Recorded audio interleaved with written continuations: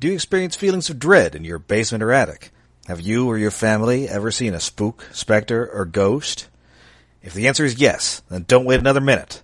Listen to Stasis Pod, the Transformers Rescue Bots podcast.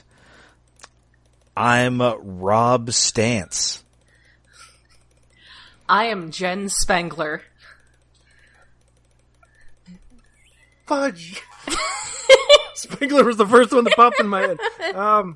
I'm David Zedmore. Oh, wow, nobody picked Bill Murray. I thought I was leaving that open for everybody by taking Dan Aykroyd.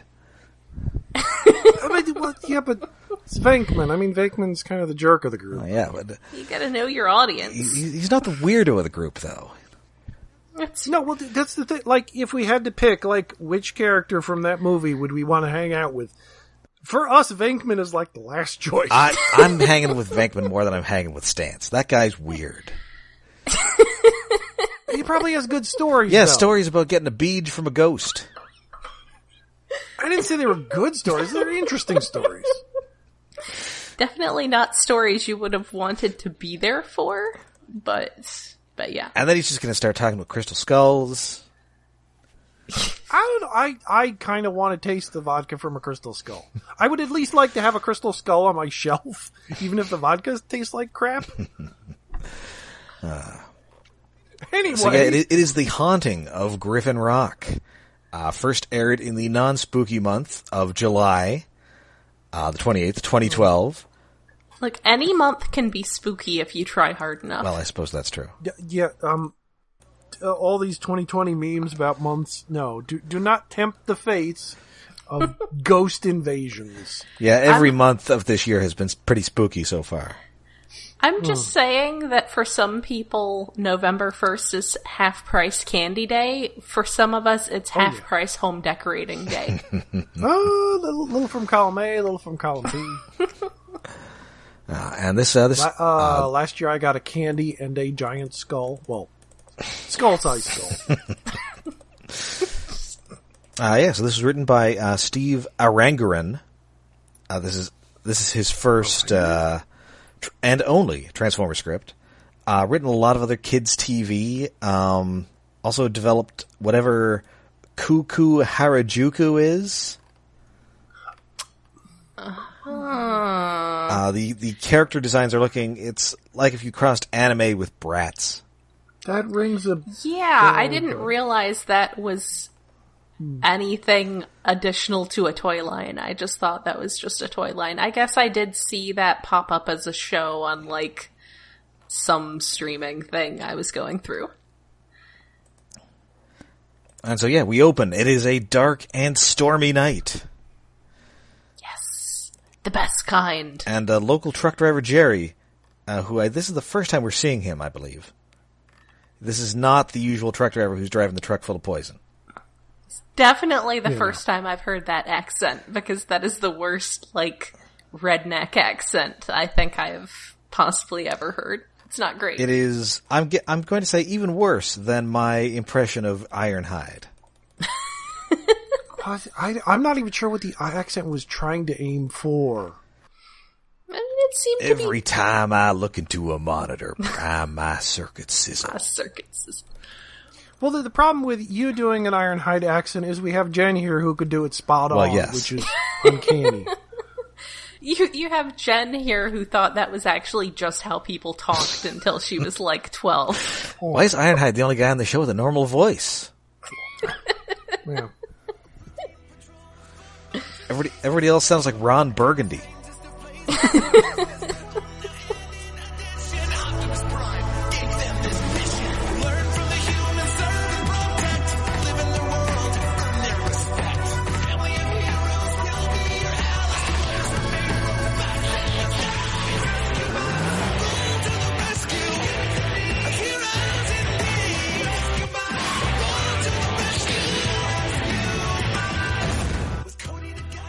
Anyway, so yeah, the accent is not great. Yeah, he's driving. He's voiced by Shannon McCain, who is also Graham's voice actor.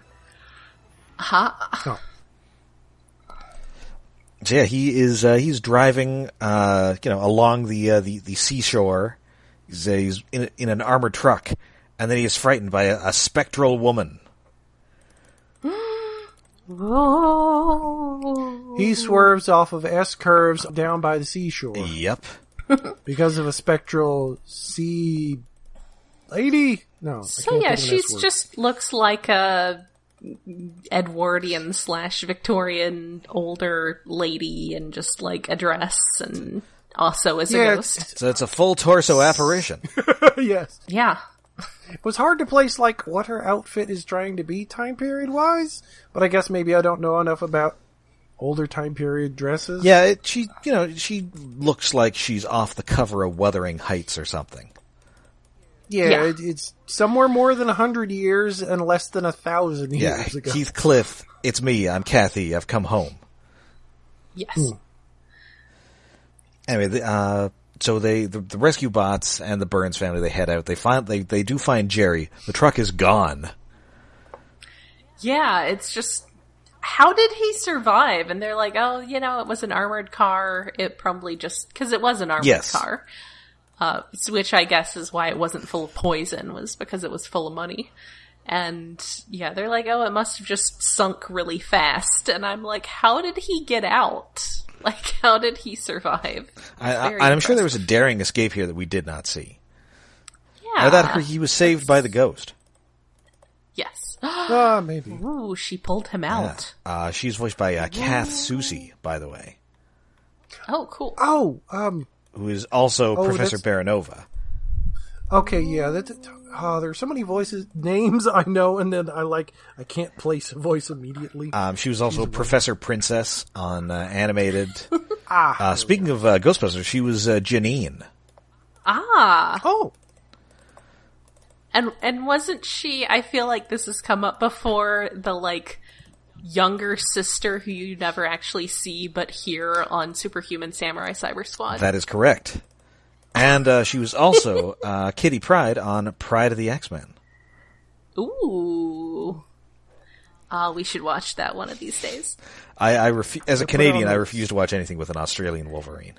I love Australian Wolverine. Yeah, dingo. Australia, famous for its Wolverines. Yes. I mean, Hugh Jackman is Australian. He's at least covering up that accent. Mostly. Now it is famous for its Wolverines. Yeah, just like famous Canadian superhero, the Wombat.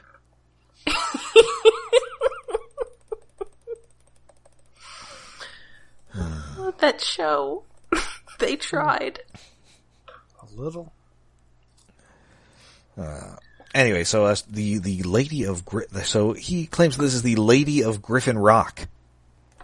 What is the deal with the Lady of Griffin Rock? She's scaring me off the side of the cliff. Man, Cade wants everyone to know that this is absolutely not real, and there's absolutely no such thing as ghosts. And if there was any such thing as ghosts, he would not be afraid of them. But that's okay, because there is no such thing as ghosts. I do believe in spooks. I do believe in spooks. Yeah, so we're back at the firehouse, and the robots, they want Cody to explain what ghosts are. And specifically, Blades wants to know because he doesn't quite understand what they are, but he's very afraid of them. Yes, he's seen enough movies to know that there's something extremely scary. He's seen all 14 Haunted Halls movies. Yes. Wait, that's a type, most of the times when you reference things like that, it's like you're trying to allude to something specific, but what would Haunted Halls be like the knockoff version of? I can't. Well, I mean, if it has 14 movies, I'm thinking Amityville Horror. Yeah, I guess, but Haunted Halls is a better title than Amityville, but it also sounds more like a ghost show on TV than a movie. Yeah, series. Haunted Halls is definitely one of those shows where a bunch of dicks walk around some abandoned high school or something with night vision cameras and convince themselves that every leaky radiator pipe is a spectral demon. They're all whispery. I mean, okay, yes, you're correct, but those stupid ghost shows are good background noise. I mean, either they're stupid or they're just inept or they're goofy or, that's obviously faked evidence, at least by the camera crew, not the people doing the show. Anyway, specifically, Chase wants to know if the existence of ghosts has been proven in a court of law. Yes. Not scientifically, but in a court of law. Well, we just have to ask the Scolari brothers. I gave him the chair, tried him for murder. Actually, spectral evidence used to be acceptable in court, at least in some places in New England, a century ago. Wow, So, only a go check century? those old That's pretty good. Okay, maybe it might have been more recent than that. But it was, I mean, that's definitely like a colonial New England sort of thing, is to admit, like... Oh, I wish I could remember more old New England history. Oh, well, you see, there was one guy who, got really tired of it and got rid of it. What the hell was his name? I didn't steal your laundry, Prudence Goodwife. That was the ghost. Stole that hat with the brass buckle on it, he did. And actually, I think speaking of the Amityville Horror, I think they kind of tried to introduce the supernatural element to throw some doubt into the case of the actual murder that occurred there. Mm-hmm.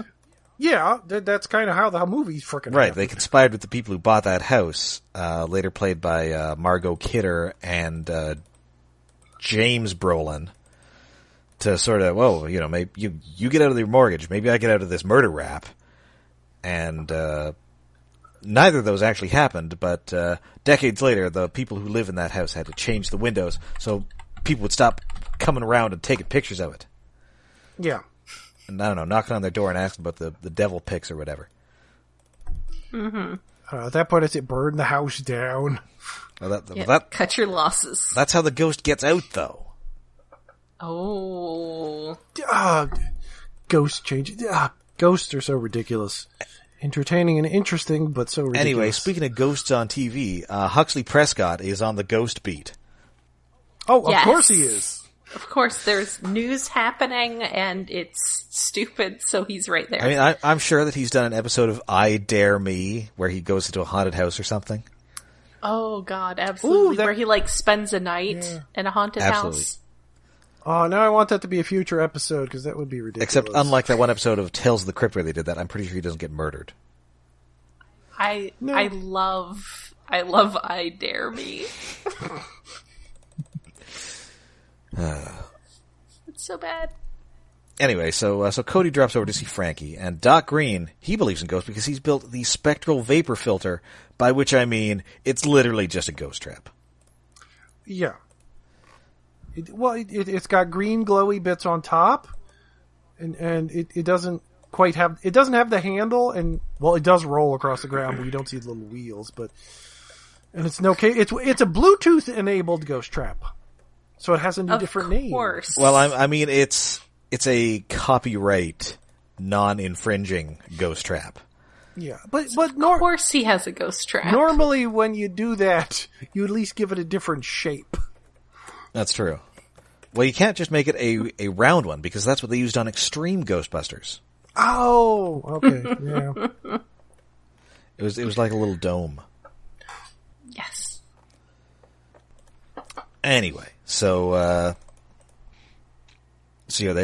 he's going to. This is a ghost trap, and while they're at the Hall of Inspiration here, they see a portrait of Charlotte Wayne, who is the Lady of Griffin Rock.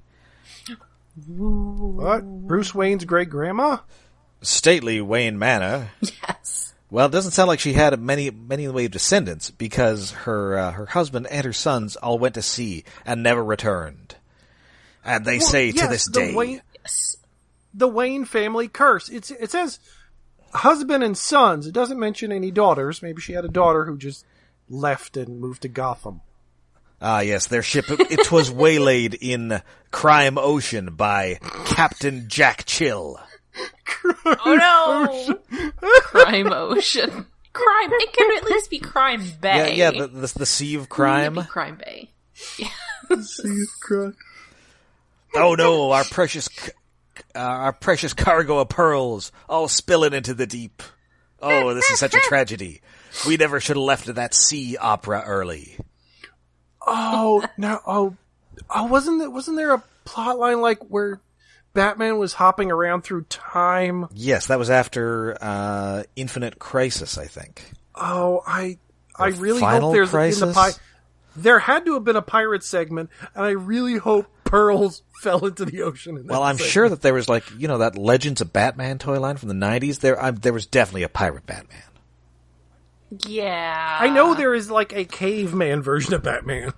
There had to have been a pirate one too in that storyline.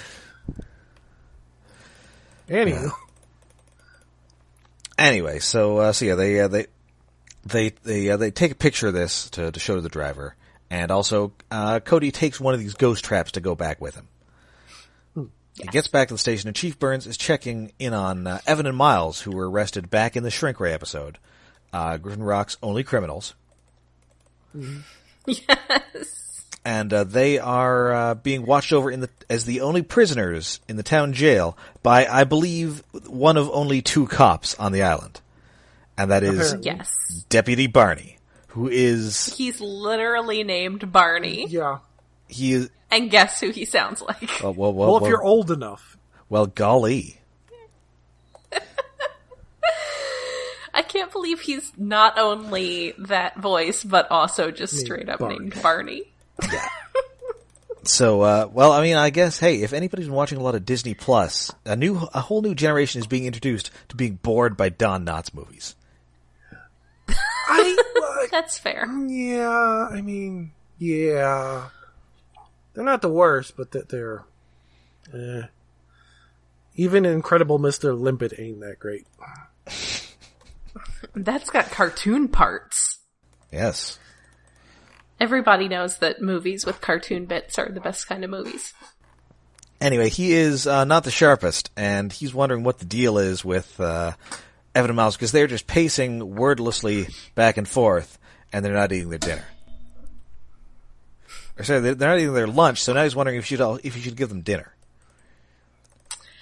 And again, they've just got brown hoodies on, and I still think they look like druids.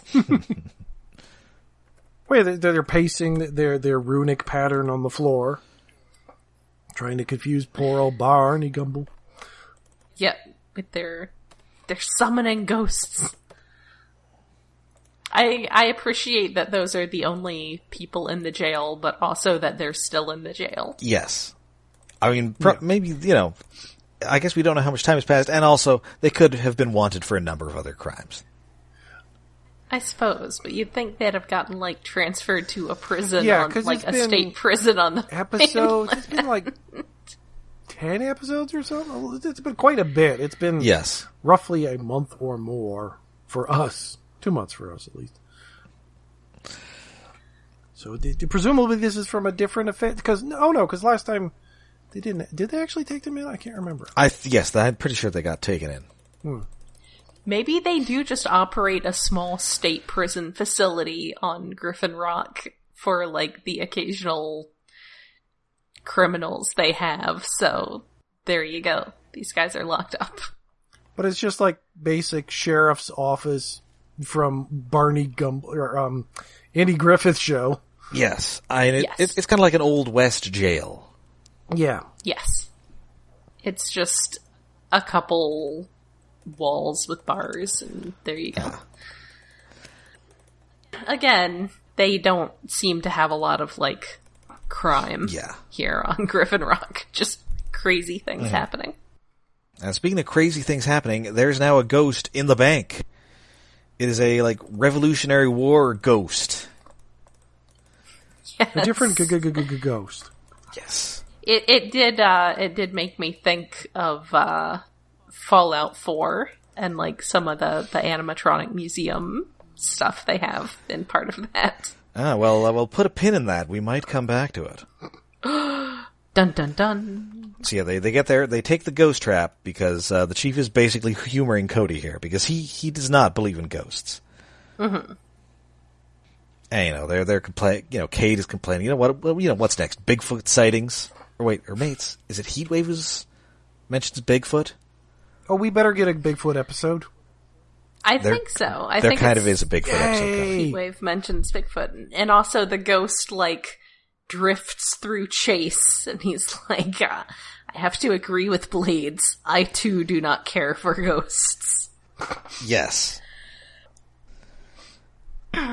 So, and then the bank the security system goes off. All the like security gates fall down, so they're now trapped in the bank with this ghost, and so they decide to split up, which Blades does not recommend.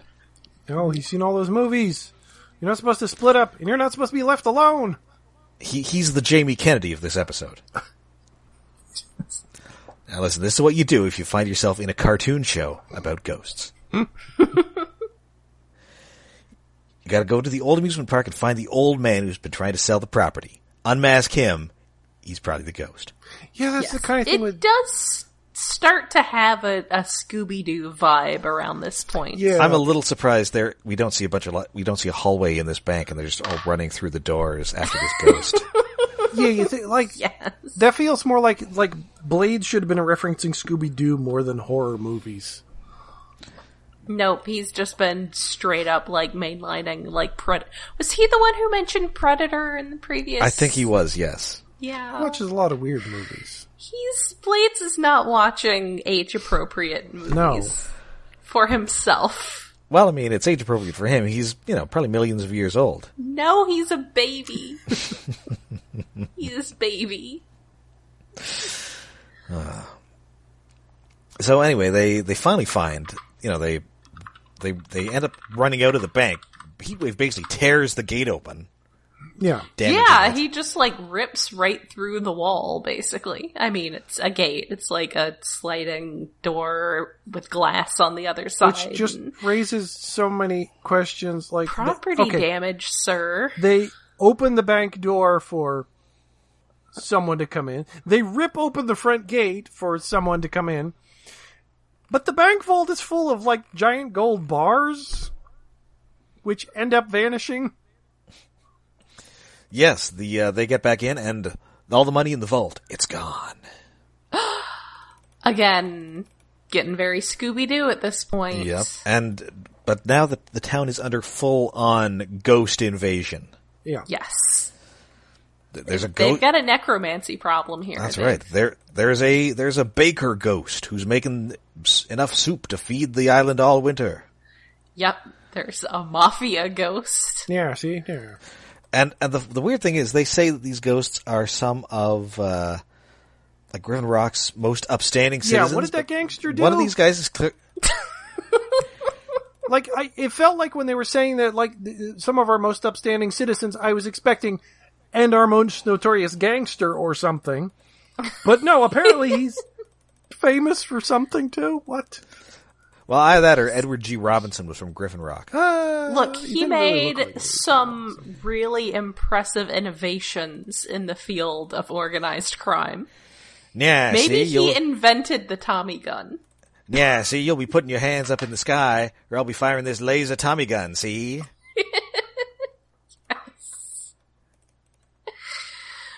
Yeah, one of them is just straight up a gangster. But yeah, it's just getting kind of crazy. They've got a necromancy problem. Somebody's just been raising the dead. Yeah.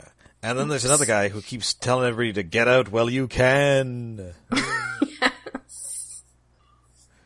Ooh. This whole episode, I'm just gonna make spooky ghost sounds. Get out. It's just how it's going to be. Ooh.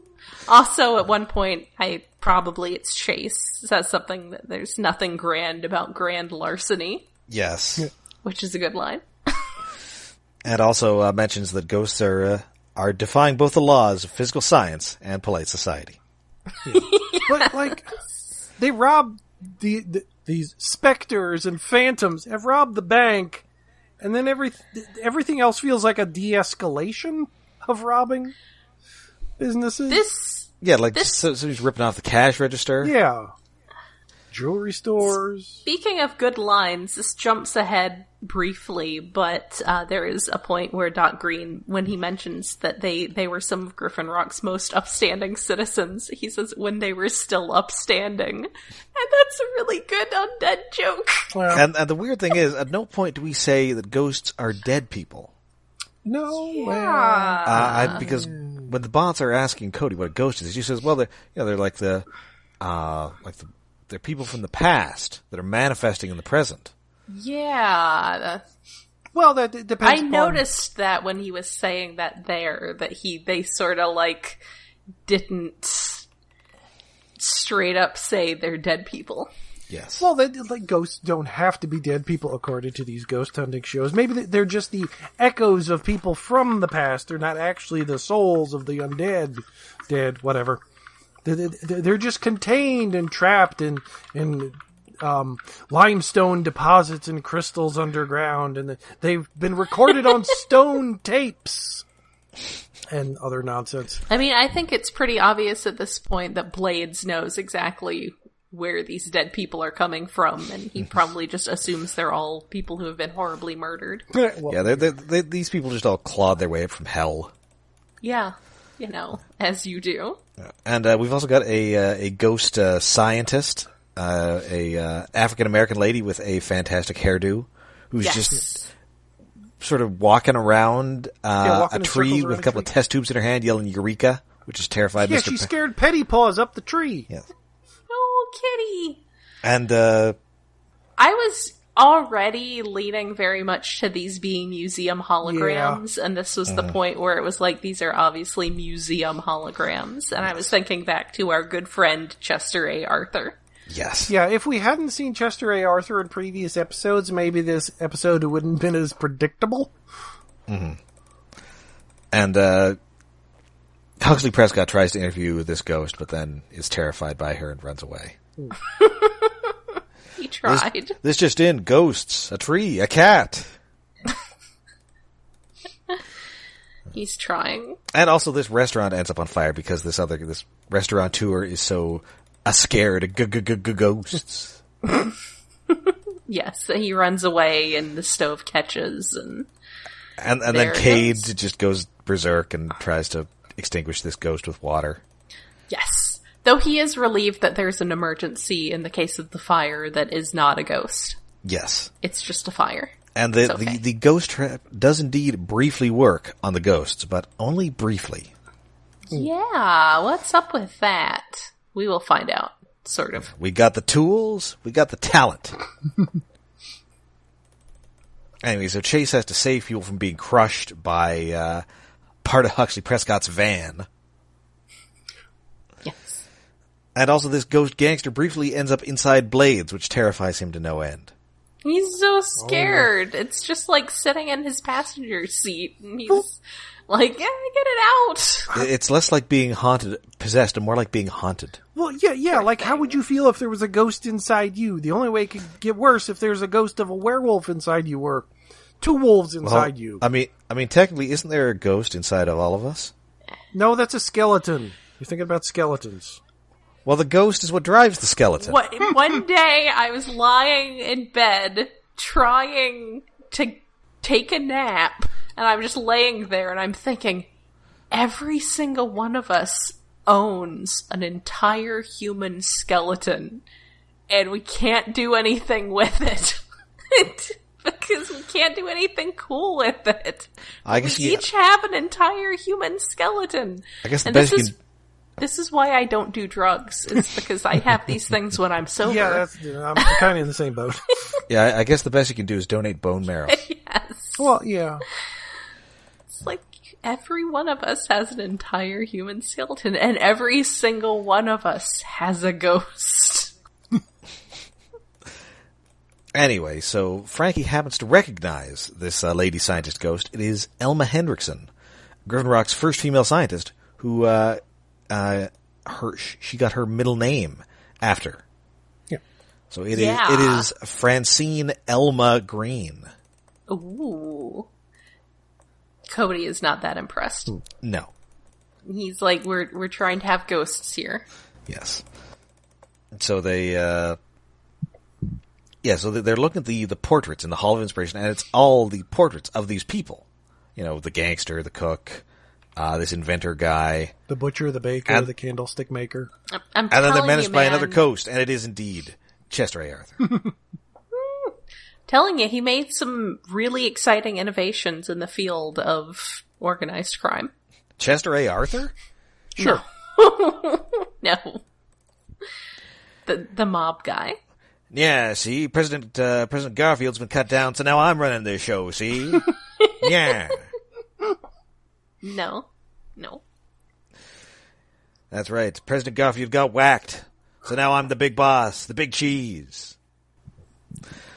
Anyway, so they start looking around, and it turns out Griffin Rock has a whole bunch of hologram projectors downtown for questionable reasons. Projecting holograms, obviously. Yes. As you do, projecting holograms inside people's kitchens and alleyways. Yep, and it turns out that all of these sightings correspond with where all these projectors are. Yes. And then there's something unusual in the hologram database. Holograms of Evan and Miles. Dun dun dun. So it turns out that nobody on this island has seen Superman 2. No. Because they just pulled a Luthor and Otis on them. I mean, Blades has probably seen it. That's true. Although he's weird, so he prefers Superman 4, A Quest for Peace. Ha. No, not even a robot, not even an alien robot could prefer Superman 4 to any other Superman movie. No way. Maybe Superman 3. Yeah, that one's, no. Has a few good points, but no. Yeah, anyway, so these holograms were invented for the tricentennial of Griffin Rock in 1949. Oh, wait. Mm-hmm. No, it just seems weird, like there's a town older than America. I mean, it makes sense, but it doesn't. I mean, they're towns older than, like Colonial Williamsburg and the like. Yeah. But in Maine? does say that Griffin Rock is a progressive community, given that Elma Hendrickson was a prominent enough scientist that they made a hologram of her in 1949. They made holograms that's in pretty 1949. good. That is odd. Well, presumably Science they didn't Island. make the hologram of her then. They did. celebrated Well, they her. recorded it for the Well, the tricentennial was in 1949. Yeah, so... Science Island, you are confusing me. So they had holograms in 1949, and they made these for them. So anyway, they figure out that Evan and Miles are on the loose. They're haunting Griffin Rock with these holograms, and so it is time to stop them. So they run a sting at the jewelry store where they leave it unguarded, and then surround it with not only themselves but also holograms of themselves. Oh, great. More cops. Is this entirely legal, guys, this using bait, sting? I'm not sure. They should make holograms of their moms to scold them for their life of crime. Would have been better. Oh, and I also forgot there is a pretty great bit with Barney the deputy here where he was able to hack in there by using the station computer because they just said they were going to check their email. Yes. Barney Gumble doesn't know about email. Not Barney Gumble. Barney Gumble is a patron of Moe's Tavern. What is it? Oh, what the f*** is that? Barney Fife. Oh. It's been so long since I've seen it. I'm from the South. I'm not allowed to forget. And also I can't whistle, so you're going to have to do that for me. I'm not very good at whistling. And then he also wonders if, since they're not coming back, can he have their dinner? I mean, to be fair, go for it. And I mean, this looks pretty good for prison food, to be honest. Anyway, so I don't think this counts as entrapment. I mean, they're not telling them to commit this crime. They're just leaving this jewelry store unguarded. Yeah, well, yeah, I guess it's just odd. Yeah, so they get in there, but then to fool them, they use their own holographic duplicates. I'm telling you, they should have made them of their moms and then had them scold them. Yeah. But wait, holographic duplicates chasing other holographic duplicates. Has there been a Transformers episode before? I feel like it has. Maybe one that involved Mirage or something? Or Hound? Yeah, something G1. There was the one where they had that, fake science research facility that they projected. And a bunch of them were wearing trench coats? Yes. Or not, lab coats, rather. Lab coats. It was trench coats when they were trying to impersonate flashers in New York City in the 70s. Yes. Or Ninja Turtles. Anyway, so Heatwave just sprays all the Evans and Mileses with water and knocks down the real two. Yes. So they have been busted. And then also Cade has a brief encounter with the Lady of Griffin Rock again. He's like, well, I'm not afraid of you anymore. You're just clearly a hologram. Yeah, you're not real. That's right. So we cut back to the Hall of Inspiration, and they've now got all these holograms on display. In context, so they're less spooky, especially with this inventor, who's originally he was the get out while you still can. It's really get out while you still can. The future's in railroads. Yeah. Which is weird because he's on Griffin Rock, a town that does not have any railroads because it's an island. Yeah. Or at least we haven't seen any evidence of. Well, maybe that's where why he's saying. Maybe that's why he's saying to get out. Yeah. Yeah. Get off this. Go to a place where you can have a railroad. That's right. And interestingly, all the ghosts we've seen are there except for the Lady of Griffin Rock. And Doc Green's she wasn't in the database. Dun dun There's dun. a real ghost. Which means that yes, in the aligned continuity, which includes Transformers Prime and Rescue Bots, ghosts are real. Yeah. That mobster is not an upstanding citizen. Maybe he was maybe he robbed from the rich and gave to the poor. No, I'm gonna put out there that he made exciting advances in Tommy gun technology. He built a robot that made moonshine, that made bootleg gin. Or maybe he got famous rum running on an island. Well, no, that would have been, what do you call rum running when there's a boat involved? Is that still rum running? I think that's still rum running. Okay. Hey, maybe he was like Joe Kennedy. He made all his money, off illegal hooch, and then his dynasty eventually led to the mayor. Yeah, I could see that. They got kind of similar builds, faces. Yeah, I mean, I see it. Yeah. So this was. I enjoyed this episode. It was very silly and kind of predictable, but I enjoyed the Barney Fife stuff. I enjoyed the ghost stuff. Yeah. I like that we got the return of our only criminals. That's right. Yeah, it does seem how, they planned this entire thing. They had to plan this entire thing before they got in jail to execute when they were in jail. But, whatever. It's possible they were working on this caper when they got busted. Yeah. It's very predictable ghost stuff. But, it was good. It was fun. It was fun. I like that Blades just watches terrible movies that he absolutely should not be watching as such a tiny cinnamon roll. All right, so I believe that now brings us to David's Tokusatsu Corner. Yes. Tell us about the tokus. This week on... Tell us about the people in crazy rubber costumes. QQ Sentai, Go-Go 5, the new 6th Soldier. Oh, we are getting a 6th Ranger. Ooh. Not. Oh.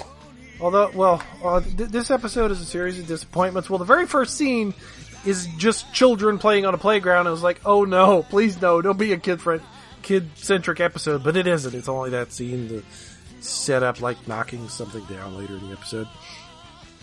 Kyoko has come. Kyoko, their astronaut friend, who's the voice of Asuka from Evangelion, shows up again. It's been a few episodes since she's been here. And she rode in on her bike. Ooh, Kyoko's a biker chick. Yay. And, they end up thinking she might become a 6th Ranger because, she's there again helping out Dad in the lab. And there's, blueprints for something in a drawer that's oh, Dad's building something new. It looks like a helmet for a new Ranger. Or it could be the face of a new giant robot that looks kind of like, a Ranger? What made me think a little bit of the, Iron Leaguers. A bit. Oh no! The face. But the proportions are normal Transformer robot size and things. Not chibi? No, not chibi. But it is just a very Iron Leaguer-ish face with a mask on it. And a football helmet? No, not a football helmet. It's, I guess, a shuttle astronaut helmet it's supposed to evoke or something, maybe? I don't know. Anyway, Ghost Mom is mad at the demon siblings again because you were doing so well and then your monster died last episode. Okay, Mom, we'll do better. We'll go kill some rangers. And Zilfi's the oldest brother who summoned these monsters last episode is like paranoid that like someone else could replace him as the head of the family because Mom's mad and he's just like stressed and on edge. But more so, like, he pulls a knife and thinks about killing his tiny baby brother Drop. Which is weird. Like, what did like, he's rambling about, like, the Year of the Dragon or something coming up, I think. But then their butler comes in, so he vanishes the knife away. No, I wasn't going to kill my little baby brother. I was just looking at how adorable he is. It's like the attempted infanticide comes out of nowhere, seemingly. Yeah, that's creepy and scary. Yeah, especially since like so far like the siblings get along rather well, like because they're a parallel of the heroes in a way. Mm-hmm. Like they're argumentative with each other, but they're still a family, right? So this fraction within them, like it makes sense to counterpoint them against the heroes, but it also feels like this like is an acceleration out of nowhere right now. Mm-hmm. Anyway. He yells at the two super monsters that are still around. It's like, go kick the Rangers' butt. And they're all theatrical. It's like, okay, we're going to announce when they're going to fight them by having the moon have a projection of a giant talking skull on it to announce to the world, look, we're going to have a fight at sunrise. Meet us there. We dare you. It's like just a talking skull. The moon. Is great. Like, how do they know that that's specifically who the moon is talking to? Like, does everyone in that hemisphere think that the thing. someone's going to fight like them? Aiming specifically at that town, or if this is talking to the entire planet. I prefer the idea it's talking to the entire planet. Just challenge everyone. Yes. Anyway, of course, they go to a rock quarry or something. Or it's like an abandoned building factory or something. I think I've seen it in other tokusatsu, but I can't entirely place it. Like, it's not as familiar as, like, the rock quarry, or there's this one outdoor theater that they go to all the time. But, like, there was one shot that's like, oh, wait, I've seen that in Kamen Rider Kuga. What? Was familiar. Anyway. Most of the episode is a long fight there as they're sort of getting their butt kicked, but they're strategizing, separating the monsters so they can bury one in rubble and then take out the other one. And then they do that, and while they're fighting, they summon a giant robot. They're fighting the one that was killed and turned into a giant monster again. Like, Zilfi's, the eldest brother, comes out and berates the other monster for, like, you weren't helping enough. You didn't stop them from killing the other guy. And then there's talk about, we were playing a game or something. It's very weird, like the one surviving monster is game obsessed or something. But then Zilfi's just stabs him from behind. Yikes. Killing him and turns him into another giant monster. Well, he's dead. Yes. It's like, no, follow my order. Which, like, sad. Is a good strategy, but also, like, horrible management at the same time. It's like, You're killing your guys, but killing your guys is how you turn them into giant monsters. So, it's to your advantage, but it's weird. Anyway, it's like, so the two giant monsters are too much for the Rangers. But then, the sixth soldier shows up, who is, well, they send out, it's not Kyoko, sadly. She was helping repair their main robot. So they're fighting in the train robot again. But they sent out the sixth ranger, which is, Liner Boy, who is a train with solar panels on it. Wings flip out. It's a space shuttle. Flies up into space. Solar panels charge up. It comes down, transforms into a short, little, energetic, jumpy, kicky robot boy that helps them defeat the monsters. This sounds like a good toy. I kind of like it's take an Astro Train and give him a white and blue redeco and more toyetic little energetic boy proportions, and that's Liner Boy. Like it's an AU Astro Train where he's a good guy. And he helps win the day. They defeat the two monsters. Yay, good job.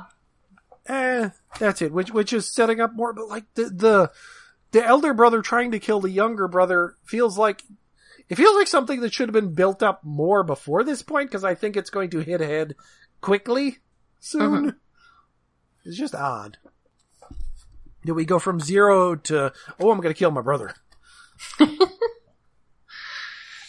Relatable.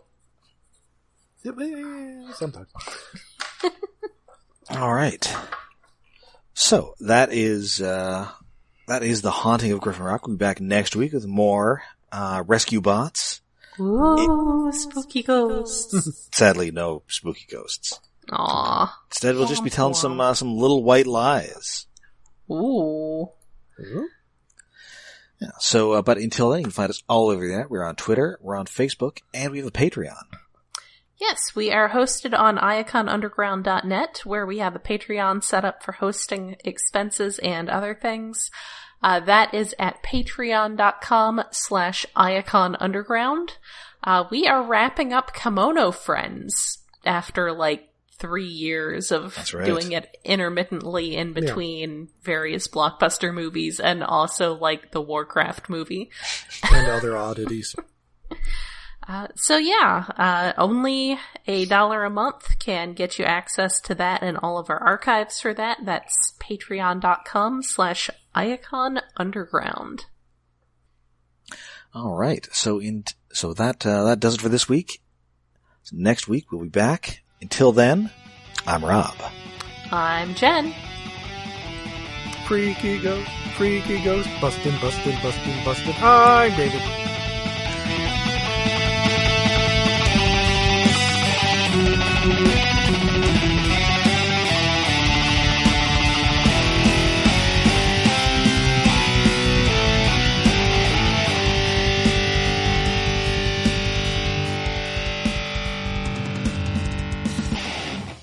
Okay, good. Okay. There we go. Arya was making demands to go outside, but she seems to have settled down, so that's good. All right. Take a nap. All right, sorry. Are you troubled by strange noises in the middle of the night?